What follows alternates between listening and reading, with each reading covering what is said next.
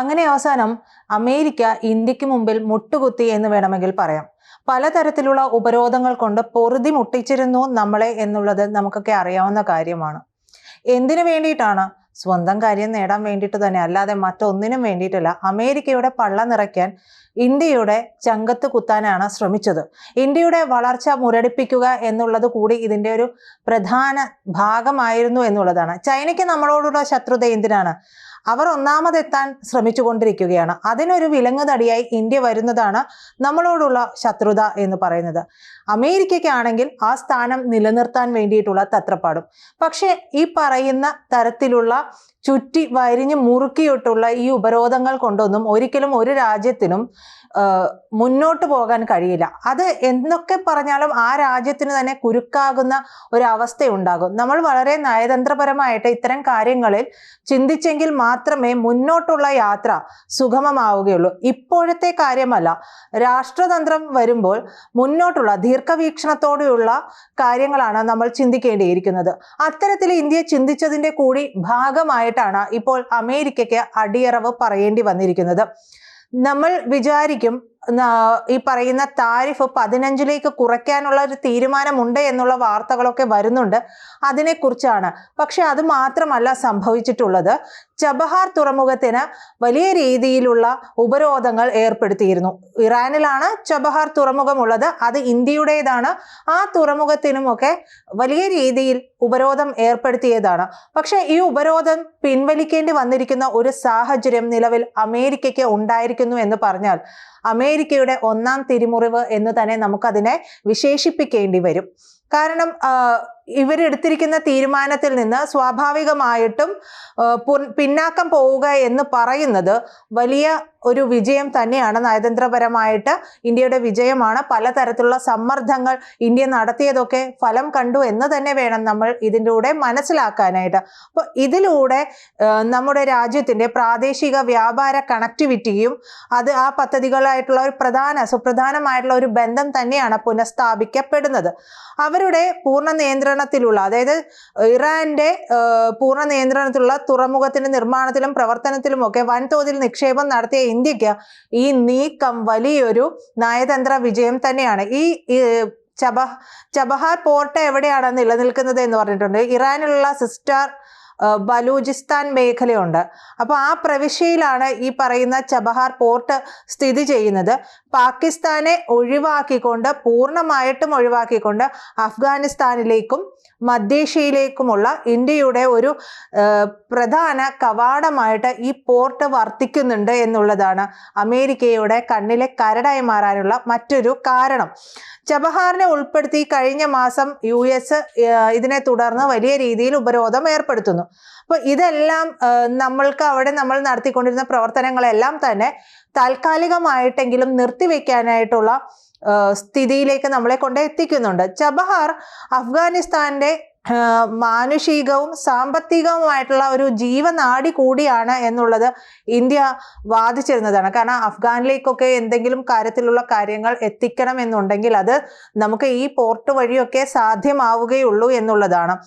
അപ്പോൾ ഇത് ഭക്ഷ്യധാന്യങ്ങൾ, മരുന്നുകൾ തുടങ്ങിയിട്ടുള്ള പലതരം അവശ്യ വസ്തുക്കളുടെ ഗതാഗതമൊക്കെ സുഗമമാക്കണമെങ്കിൽ ഈ ഒരു പോർട്ട് നമുക്ക് അത്യാവശ്യമായി മാറുന്നുണ്ട്.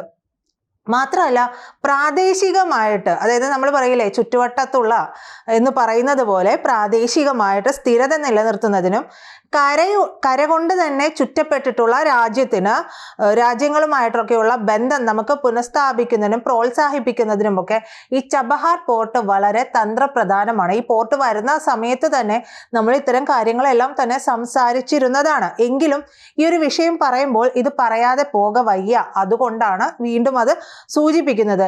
എന്തായാലും അടുത്ത വർഷം ആദ്യം വരെ ഉപരോധങ്ങളിൽ വാഷിംഗ്ടൺ ഇളവ് അനുവദിക്കുന്നുണ്ട്. അടുത്ത വർഷം ആദ്യം വരെയാണ്. പിന്നീട് ഇത് സ്വാഭാവികമായും മാറ്റേണ്ടി തന്നെ വരും എന്നുള്ളതാണ് അവസ്ഥ. പക്ഷെ അവർക്ക് ഒറ്റയടിക്ക് ഇത് മാറ്റിയിട്ടുണ്ടെങ്കിൽ, ഈ ഉപരോധം പൂർണ്ണമായും മാറ്റി എന്ന് പറഞ്ഞിട്ടുണ്ടെങ്കിൽ അമേരിക്ക എത്രത്തോളം എത്രത്തോളം പിന്നാക്കം പോയിരിക്കുന്ന ഓരോ കാര്യങ്ങളിൽ നിന്നും എന്നുള്ളത് അവിടുത്തെ ജനങ്ങളുടെ മുമ്പിൽ തുറന്നു കാട്ടപ്പെടും. അത് പ്രസിഡന്റ് സ്ഥാനത്തിരിക്കുന്ന ട്രംപിന് വലിയ രീതിയിൽ കോട്ടവും ഉണ്ടാകും. അതുകൊണ്ടാണ് ഇത്ര മാത്രമായിട്ട് ഇപ്പോൾ നിർത്തിയിരിക്കുന്നത്. അടുത്ത വർഷം ആദ്യം വരെയാണ് ഈ ഇളവുകൾ ഇന്ത്യക്ക് നൽകിയിരിക്കുന്നത് എന്ന് പറഞ്ഞിരിക്കുന്നത്. എന്തായാലും ഇന്ത്യയുടെ നമ്മൾ പറഞ്ഞ പോലെ ചുറ്റുവട്ടത്തേക്കുള്ള ആ പ്രാദേശികമായിട്ടുള്ള തന്ത്രത്തിന്റെ ഒരു കേന്ദ്ര ബിന്ദു എന്ന് പറയുന്നത് കൂടി ഈ ചബഹാർ പോർട്ടാണ്. 2018 അമേരിക്ക ആദ്യമായിട്ട് ഇറാനിൽ ഉപരോധം ഏർപ്പെടുത്തിയിട്ടുണ്ടായിരുന്നു. അപ്പോൾ ഈ സമയത്ത് ഇന്ത്യയുടെ നയതന്ത്ര ശ്രമങ്ങൾ കാരണം തുറമുഖത്തെ ഒഴിവാക്കുന്ന ഒരു സ്ഥിതിവിശേഷം അന്നുണ്ടായിരുന്നു. മേഖലയിലുള്ള കണക്ടിവിറ്റി പദ്ധതികളൊക്കെ മുന്നോട്ട് കൊണ്ടുപോകുന്നതിനപ്പുറം തന്നെ ടെഹ്റാനുമായിട്ടുള്ള ബന്ധം നിലനിർത്താനായിട്ട് ഇന്ത്യക്ക് ആ സമയത്ത് കഴിയുകയും ചെയ്തു. 2016 ആ വർഷം മെയ് മാസത്തിൽ പ്രധാനമന്ത്രി നരേന്ദ്രമോദി ടെഹ്റാൻ സന്ദർശിക്കുന്നുണ്ട്. ആ സമയത്താണ് ഇന്ത്യ, ഇറാൻ, അഫ്ഗാനിസ്ഥാൻ ത്രിരാഷ്ട്ര കരാർ ഒപ്പിട്ടതിനു ശേഷം ചബഹാറിൽ ഇന്ത്യ കൂടുതൽ ആഴത്തിൽ ശ്രദ്ധ പതിപ്പിക്കാനൊക്കെ തുടങ്ങിയത്. ചബഹാറിലൂടെ ഒരു അന്താരാഷ്ട്ര ഗതാഗത ഇടനാഴി സ്ഥാപിക്കുക, അഫ്ഗാനിസ്ഥാനിലേക്ക് മാത്രമല്ല അഫ്ഗാനിസ്ഥാനിന് പുറത്തേക്കും വ്യാപാര പ്രവേശനം വർദ്ധിപ്പിക്കുക എന്നുള്ളത് നമ്മുടെ ഒരു ലക്ഷ്യമാണ്. അമേരിക്കയുടെ ഉപരോധം ഉള്ളതുകൊണ്ട്, ഇറാന് മേലുള്ളതുകൊണ്ട് നമ്മുടെ വാണിജ്യപരമായിട്ടുള്ള ആവശ്യങ്ങൾ, നമ്മുടെ വ്യാപാര ബന്ധങ്ങൾ, മറ്റ് രാജ്യങ്ങളുമായിട്ടുള്ള വ്യാപാര ബന്ധങ്ങളൊക്കെ നമ്മൾ പിന്നോട്ടടിക്കേണ്ട ആവശ്യമില്ല. അപ്പൊ അതിൽ നിന്ന് അന്ന് ഒഴിവാക്കി നിർത്തിയിരുന്നു ഈ പോർട്ടിനെ. പക്ഷെ പിന്നീട് അത് നേരെ തിരിച്ചായി എന്നുള്ളതാണ്. 2018 ഇന്ത്യ പോർട്സ് ഗ്ലോബൽ ലിമിറ്റഡിന്റെ കീഴിലുള്ള ഷാഹിദ് ബെഹഷ്തി ടെർമിനലിന്റെ പ്രവർത്തനങ്ങൾ കൂടി ഇന്ത്യ ഏറ്റെടുക്കുന്നുണ്ട്. അപ്പോൾ ഇതുവഴി കൂടുതൽ സാന്നിധ്യം ഉറപ്പാക്കുകയാണ് ഇന്ത്യ ചെയ്തിട്ടുള്ളത്.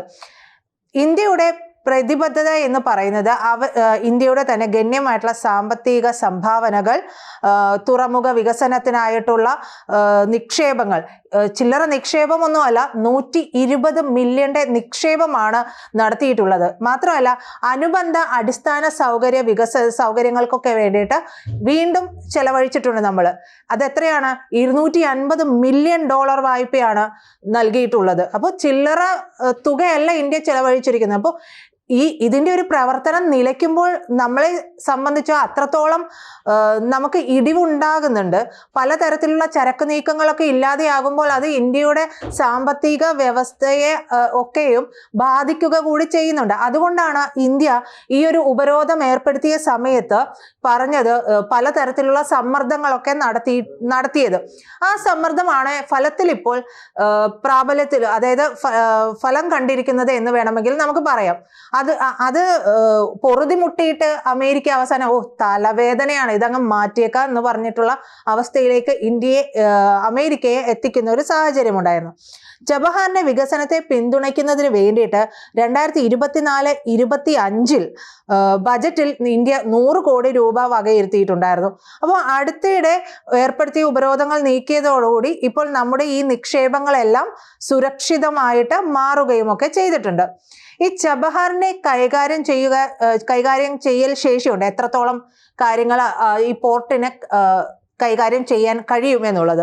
നിലവിൽ 1,20,000 അടി തുല്യ യൂണിറ്റുകളിൽ നിന്ന് 5 ദശലക്ഷം TEU ആയിട്ട്, അതായത് ഇത്രയും യൂണിറ്റ് ആയിട്ട് വികസിപ്പിക്കാനാണ് ഇന്ത്യ പദ്ധതി ഇടുന്നത്. അതായത് 1,20,000 അടിയിൽ നിന്ന് 5 ദശലക്ഷമായിട്ട് ഇതിന്റെ യൂണിറ്റ് വർദ്ധിപ്പിക്കാനായിട്ട് ഇന്ത്യ ലക്ഷ്യം വെക്കുകയാണ്. അഫ്ഗാനിസ്ഥാൻ, മധ്യേഷ്യ, റഷ്യ എന്നിവയിലേക്കുള്ള നമ്മുടെ പോക്കുവരത്തുകൾ മുഴുവനും ഏറ്റവും മെച്ചപ്പെടുത്തുക, സുഗമമാക്കുക എന്നൊക്കെയുള്ള ലക്ഷ്യത്തോടുകൂടി ഇറാന്റെ ഉൾപ്രദേശത്ത് കൂടിയിട്ടാണ് കടന്നു പോകുന്ന 700 കിലോമീറ്റർ റെയിൽവേ ലൈനിലൂടെയും ഈ തുറമുഖത്തെ നമ്മൾ ബന്ധിപ്പിക്കുന്നുണ്ട്. അപ്പൊ പല പ്രവർത്തനങ്ങൾ അവിടെ നടക്കുന്നുണ്ട്. അഫ്ഗാനിൽ തന്നെ നമ്മൾ പല പ്രവർത്തനങ്ങൾ നടക്കുന്നുണ്ട്.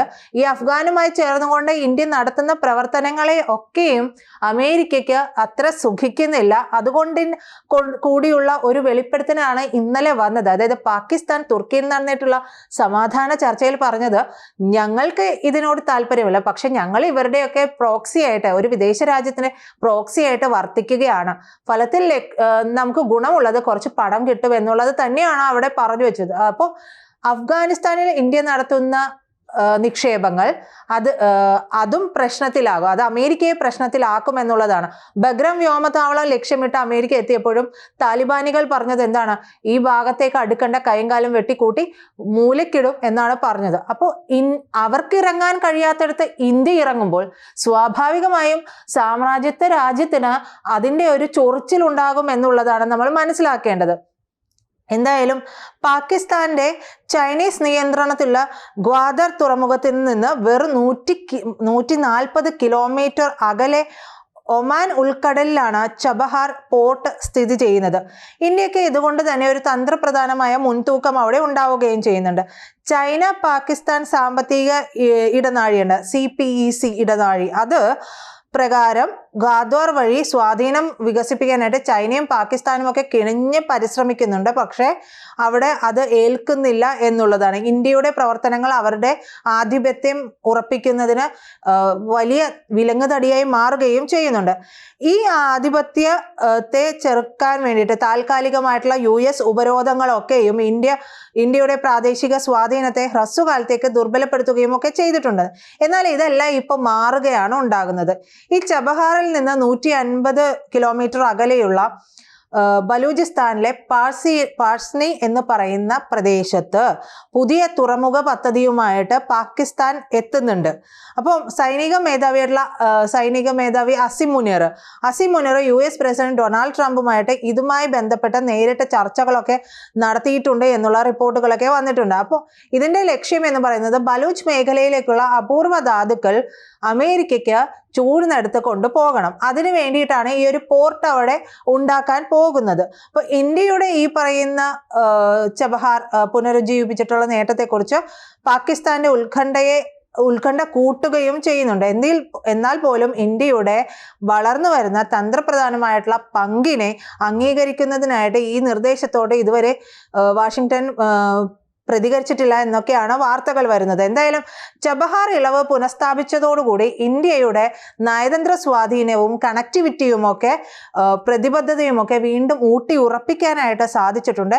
ഈ തീരുമാനം നമ്മുടെ രാജ്യത്തിന്റെ സാമ്പത്തിക താല്പര്യങ്ങൾ സംരക്ഷിക്കും എന്നത് ഉറപ്പാണ്. മാത്രമല്ല ഇന്ത്യൻ മഹാസമുദ്രത്തിലും മധ്യേഷ്യൻ ഇടനാഴികളിലും പ്രാദേശിക വികസനത്തിനും സ്ഥിരതയ്ക്കുമൊക്കെ ഏറ്റവും വിശ്വസനീയമായിട്ടുള്ള പങ്കാളി എന്ന നിലയിലുള്ള ഇന്ത്യയുടെ സ്ഥാനം ശക്തിപ്പെടുത്തുക കൂടി ചെയ്യുന്നുണ്ട്.